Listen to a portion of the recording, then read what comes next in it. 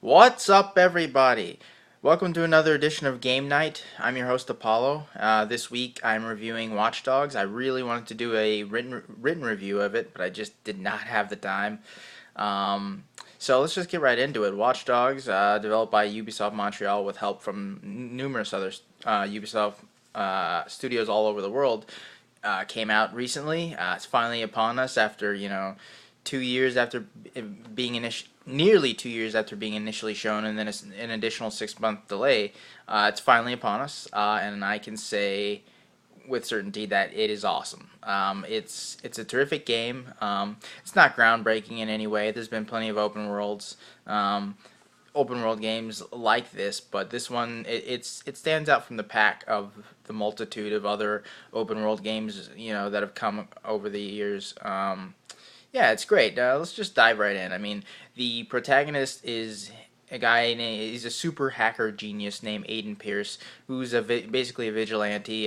Taking out the trash. You know, he basically he's a vigilante. And he is after the first scene of the game. He suffers a loss in the family that's very, very personal for him. Someone very dear to him, and he's on a quest for vengeance. And a lot of times that means putting the people he loves that are still alive in danger. And this is just a man who is lost in his obsession. And the game is, I mean, Aiden Pierce is a great protagonist. He's you get to hear some of his inner dialogue or his inner monologue, and the dialogue is really well written in the game. He's a multi-layered character. He's really lost in his obsession to get revenge. To sort of balance the scales. And it's great because the dialogue for him is great, but also he's got a great cast of supporting characters all around him. Even his sister Nikki and his nephew Jackson, who aren't big parts of the game. I mean, they're integral parts of the game, but they're not shown as much as some of the other characters. But even they have great dialogue. Like there are no one-dimensional characters in this game, and that's one thing that I really appreciate. It's all too easy and common for games to do that. But yeah, I mean, yeah, multi-layered characters, great dialogue, great story, and some of the supporting cast of characters. I mean, they're all great. You got Aiden's allies, Clara, who's basically like another hacker who is basically the oracle to Aiden's Batman. And then you've got T-Bone, who is a legendary hacker who is now in hiding, or he's off the grid. And then you've got the villains, who are equally as awesome and equally diverse. You've got Lucky Quinn, who's this just conniving, despicable old rich guy who's basically runs the underworld of Chicago, which you really do see a lot of in Watch Dogs, and it's nice. If I didn't mention it already, that's where it takes place, Chicago, and it's not a one-to-one scale, but it's pretty. It looks really good, and it's pretty loyal to the way the city actually looks. But yeah, you got Lucky Quinn, who's doing all sorts of things you'll find out about in the game that are just despicable. You've got Iraq, who is a military veteran turned gang lord. You've got Damien, who is a former partner of Aiden, who is now sort of toying with him in really malicious ways. And you've got some other minor villains as well. But yeah, you got an all around strong cast, which is great. Now the tentpole of this game, ever since the very first time Ubisoft Montreal showed it off back at E3 2012, has been the hacking. And how is the hacking going to be? How is it? That's what a lot of people are wondering. I know I was wondering that, and I can tell you it is great. It is super simple, but it is really ingenious and, in my mind, pretty innovative too. I mean, with the touch of a button, you can you can hack stoplights and blockers and disrupt helicopters eventually and do all of these incredible things. And you've got hacking puzzles too, and finding data lines to unlock doors and all these sorts of cool things. But I mean, the hacking is amazing. It is. I cannot stress that enough. I mean, words really don't just they really don't do it justice. The hacking is amazing. Easily my favorite part of the game. There's so many great parts of the game. But I mean, you can literally hack your way out of gunfights. You can you hack cameras, and you can hack cameras and through them, and either through them or without the cameras, you can hack someone's phone to explode, so an enemy's phone to explode. You can hack their comms so that they can't communicate. You can hack their you can disrupt their comms so that they get this like buzzing in their ears that makes them vulnerable to stealthy takedowns. You can hack exploding objects. You can hack steam pipes, all of these incredible things. I mean, and that's just for getting out of gunfights. I mean, for police chases where they're after you, or even enemy chases where they're after you in vehicles. I mean, you can hack steam pipes under the ground, traffic lights. Just I mean, it's amazing the multitude of things that you can do. You have this whole arsenal at your fingertips, and it never ever gets old. I mean, and the campaign alone is 25 to 30 hours long, and I never, not even for a second, was bored. And the hacking is a big part of that. I mean, it's so much fun, and it's so easy, it's so simple, and it works like clockwork. It never didn't work when I needed it.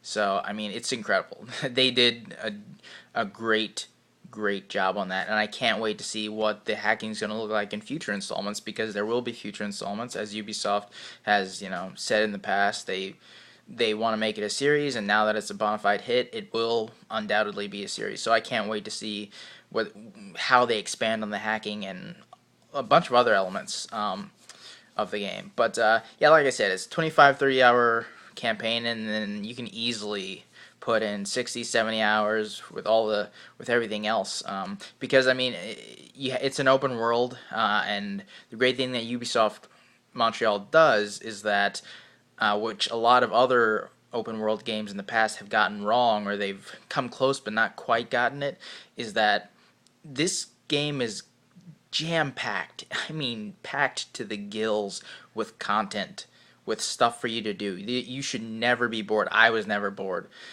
because there's so much to do in the city. And the great thing is that most, not necessarily all, but I'd say a good 90% of the things to do in Chicago, you want to do, and you want to do again and again and again and again. And that's amazing. I mean, you have things like you got side missions like criminal convoys and to take down. You've got gang hideouts to take down. You've got crimes to detect. So it'll come up on your phone, and you'll see where a crime has been detected. You'll go there, and you can get a chance to stop it. And you've got yeah, I mean, You've got those side missions, plus you've got collectibles like unlocking CTOS towers, which are basically pretty much the sync points from Assassin's Creed. You unlock them, a little puzzle to unlock them, and then they give you new district jobs and new district information and all this cool stuff. And yeah, I mean, and there's also investigations like there's missing person investigation, there's a human trafficking investigation, there's all these different investigations. There's online contracts, and I'm gonna get to this in a second, but the online really does blend pretty seamlessly with the single player, or not necessarily seamlessly, but it blends really well with the single player. And there you can online, you can do online hacking, online tailing, online decryption, and then there's these CTOS mobile challenges, which are awesome. Because you can actually download an app for your phone for iOS and Android, and you can actually have an app and hack into someone else's game and basically use the uh, the city against them. You can deploy helicopters, use all the things you can disrupt traffic lights and steam pipes and spikes on the ground and all these cool things and send out the cops after them. And it's really fun, both controlling the app and then being on the other side where you're in your game and someone's hacking your game and like doing that. It's incredible. It's really really cool.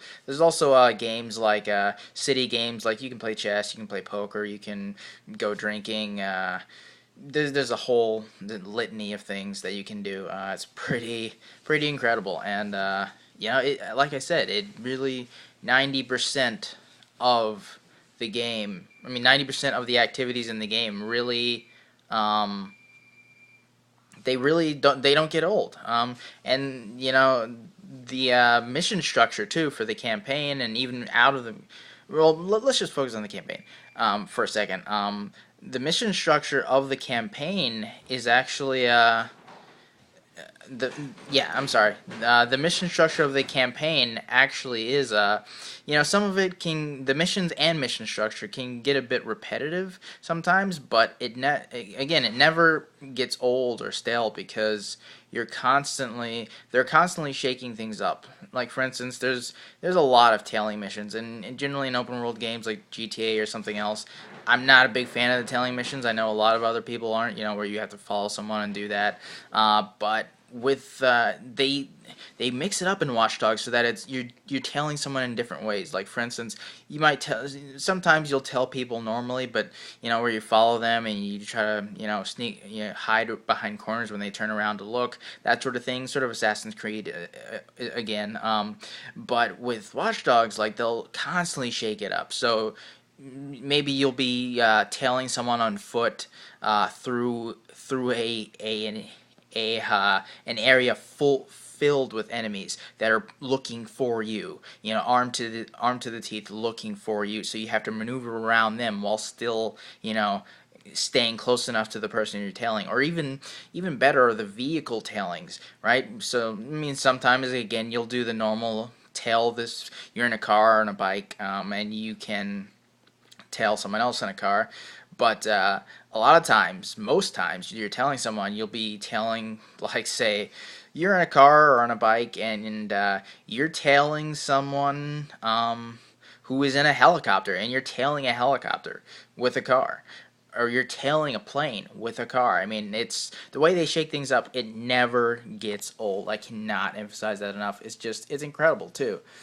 Speaking of vehicles and cars, the vehicle handling isn't great, at least for cars. I mean, like GT, it kind of feels like GTA 4, um, where not GTA 5 because they really improved on the handling there, but for GTA 4 where the handling of cars was really clunky and it's cumbersome and it just felt terrible. It's kind of unfortunately the same way in Watch Dogs. For the cars, each car kind of handles differently and everything, and there are some like cars. There's one like a Mini Cooper that is more maneuverable. I actually like that one, but for the most part, the cars just do not handle well. Even after playing for 40 hours, I was still having a lot of trouble with that. The motorcycles, on the other hand, handle fantastically, which is why I was always riding one. They handle fantastically, and it's they cut those corners super easy. Yeah, and there's a vehicle delivery system that you can get too, so it's pretty cool. Oh yeah, speaking of the vehicle delivery system, the person who runs that is Jordy Chin, I believe his name is. He's another one of your allies in the game, and he's this like funny but sadistic and psychopathic fixer. He yeah, but yeah. Anyway, so yeah, the vehicle handling is not great, and unfortunately that does stretch into some of the online stuff. Like the online races are fun, but again, you're in a fast car and it handles terribly, so it's really really hard to do well in the races, which sucks. But some of the side missions and online matches are they're a bit they can be a bit hit and miss. For the most part, they're great. But I mean, you have something like I don't know, like some of the online, let's say some of the online stuff, like there's online decryption where there's however many players in the match. I think the most is like four in that particular match. I think I could be wrong though. I know the total is like eight in pretty much the all around matches. But the point is, yeah, in online decryption, it's each person racing to get this hacking. You're basically trying to hack the other person's object. Like everybody's vying for one object. One person gets the object, and then you have to chase down that person. Hack them, which takes a while. You have to initiate the hack, and then hack them by staying within distance. And but the reason that it sounds pretty good, but I mean, the reason why that didn't really grab me was because it just takes forever. Like it's fun, but it's not sort of fast paced enough. Not like the CTOS mobile challenges, which feel just intense every time because there's literally someone else, on an iPad or on their phone, like hacking your game. It's really cool. Yeah, I mean, so there's that, and I think there's like some of the side missions too. Like most of the fixer missions are okay. I think there's four types. But yeah, there's some where you have to evade the police, and it's just gets you have to evade the police, or you have to get through a place undetected in a car, and it just gets really nerve wracking. I didn't really care for it, but on the flip side, you've got criminal convoys where you're basically there's a convoy of criminals in their cars guarding one essential target, and you have to take down that target without being killed because there's usually a lot of backup. It's really fun actually. Gang hideouts are equally fun, if not more so. You basically just infiltrate a gang hideout, and they're not even necessarily gangs most of the time. They're like some of the military contractors that you meet throughout the game. But yeah, and you're doing that, and you have to take down the target, take them down, meaning you can't kill them, which makes it more challenging, but it's also a lot of fun. There's also the crafting in the game, which is again super simple. You have a weapon wheel, like a la Mass Effect, and you can easily craft things. These amazing gadgets that allow you to, on the fly. I'm talking right when you want to cause a blackout in your area, which helps with stealthily sneak through places and things like that. You can craft items to lure or attract your enemies away so that you can take them down or move past them. You can craft grenades. You can craft IEDs, proximity IEDs. You can craft focus boost, which focus is basically just you go in slow motion when you press down on the I'm speaking from on the PS4. I imagine it's the same on all systems, but you press down on the right joystick and you go into focus, and just lets you go slow motion when you're shooting or when you're driving, whatever. And there's focus boost, so you can make that better, make it last longer, make it more effective, all that. So yeah, there's a ton of stuff to craft. Super simple. Another great thing. Yeah, I mean the game is really well done. There's skill trees as well.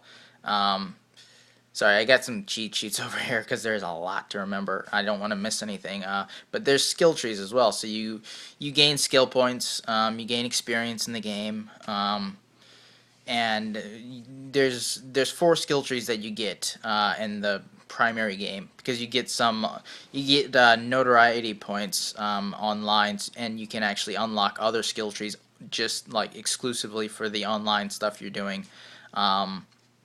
But yeah, there's four skill trees: one for hacking, one for crafted items, one for driving, and then one for combat.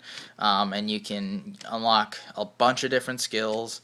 Um, and it's awesome. And there's also you get from unlocking certain skills, you can, or doing certain side missions, you'll get sometimes you'll get unlock cash, sometimes you'll get skill points, other times you'll unlock weapons or unlock cars, or you know what I mean. You're constantly unlocking things in whatever you're doing in this game, and it's really great because you're constantly being rewarded, which gives you incentive to keep playing. More incentive aside from the fact that it's just stupidly fun. It's just so much fun. Um, let's see. I mean, there are a few glitches, none of them even close to game breaking at all, and none of them like too persistent at all either. Actually, yeah, not at all persistent. There's one glitch where I was looking for a. Oh, actually, before I get into this, because I was just about to mention it, there's all these different other things that you can do. These sort of zany things that you can access through your smartphone. Like there's what is it called? It's four letters. NVZN. That's it. Where it's basically you're in sort of you're destroying like these are wacky too because you're destroying like 8-bit sort of space invaders through coming through portals, in timed trials. Then there's Cash Run where you're doing like 8-bit coin collecting 8-bit coins, and there's challenges. You're getting you're climbing up things, doing all these different things to get the coins. There's also digital trips, which are a lot of fun. There's 4 different types: psychedelic, alone, madness, and what's the fourth one? Can't remember the fourth one right now, but Spider Tank. How could I forget? Spider Tank and Madness have been shown before. Madness is basically the digital trips are essentially like somehow like they're basically like if you're on, it's like they're like drug trips, like an LSD trip, except they're digital trips. However that works, they don't explain it, and it doesn't really need explaining. But the point is yeah, like Madness. It's basically like you're in your car and Chicago is hell, and you're taking down all these demons to get up soul power and to, you know, basically just go through the challenges that are presented to you. Alone is pretty cool. It's a personification of basically what Aiden is going through in the game. There's all these androids, CTOS androids, and he's physically fighting them. Whereas in the game, you're hacking CTOS, you're taking the fight to them. So there's that. And you got psychedelic, which is so much fun. It's just it's zany. You're basically just bouncing from all these huge flowers and gaining points. It sounds really weird, but it's really funny and a lot of fun. And then there is Spider Tank, which could be the best digital trip. You're in a giant spider mechanized unit, and it's really the rampage mode of Watch Dogs. So you're taking down police, you're taking down all these the armored trucks and all these things, and just rampaging on the city as a spider tank. It's absurd and it's awesome. Yeah, I mean, I don't think I'm really trying not to forget anything. Um, yeah, but I mean, I think that pretty much covers it. Oh, the glitches. Let me just get into that as the last point I hit on. There's a few, like I said, a few glitches, none of them game breaking. There's one like where I was going to a digital trip dealer or whatever you want to call him, and he was next to a shipping crate, and as soon as I went near him, he like just you know floated into the shipping crate, and I couldn't get to him. And then there's others where it's like a guy on a motorcycle drives up to me, speeds up, and then he flies into the sky and like twirls around weird. There's another one where there was like a bunch of enemies around me, and suddenly all their voices were overlapping and looping like again and again and again. Again, these happened like each one happened once. It wasn't a big deal. Didn't break the experience at all. It was funny if nothing else, and it didn't detract from it. Didn't mess up the game at all. So yeah, that's Watch Dogs. I played it on the PS4. If you've got a next gen console and you're thinking, should I use it on the next gen or the last gen? Um, or current gen, the whole thing. If, I'd go with the latest gen, like PS4 or Xbox One. It's just it's a pretty game. I know a lot of people have been complaining about the visuals. It's not like it doesn't look like Infamous or anything, but Infamous Second Son. But it's still a really pretty game, nonetheless. So yeah, that's Watch Dogs. I highly recommend it. I'm gonna give it an 8.6 out of 10. This has been Game Night. I'm Apollo, and I will see you guys and girls next time.